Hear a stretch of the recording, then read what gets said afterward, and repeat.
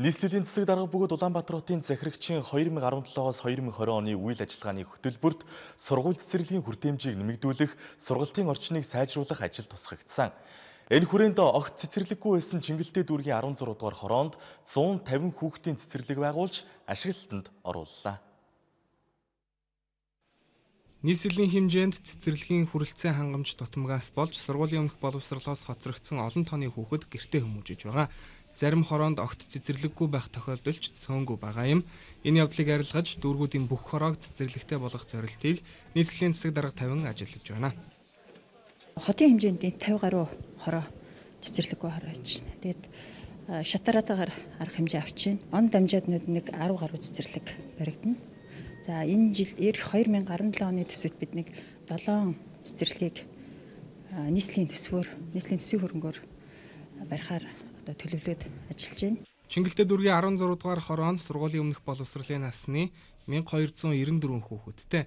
Энэ тооноос бага чулуу хугацлах 6 бүлэг 150 ортой 246 дугаар цэцэрлэгт одоогоор 140 хүүхэд бүртгүүлээд байгаа юм. Цэцэрлэгийн хүртээмжийг нэмэгдүүлэхээс гадна хөдөлмөр эрхлэлтийг дэмжих чиглэлээр хорооныхоо иргэдэд ажлын байр гаргаж өгсөн байна.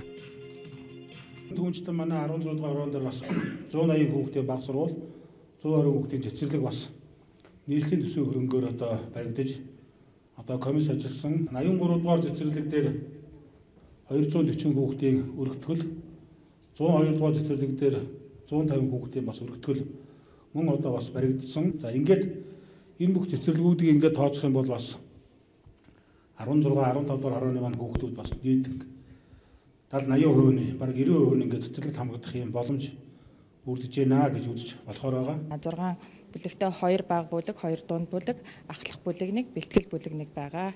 Ажилчдын хувьд гэвэл манайх ажилчид маань нийт 28 ажилчдаас одоогийн байдлаар 8 хүн бол энэ хороо дүүргээс одоо хорооноос бол хорооны иргэд маань энэ манай ажилтны байраар хангагдаад бол ажил үүргээ гүйцэтгээд ингээд явж байгаа. 246 дугаар цэцэрлэг нь Согоотын 41-ээс 60 дугаар гудамжийг хамарч байгаа бөгөөд тухайн хэсэгт сургуулийн өмнөх боловсролын насны 377 хүүхэд байдаг.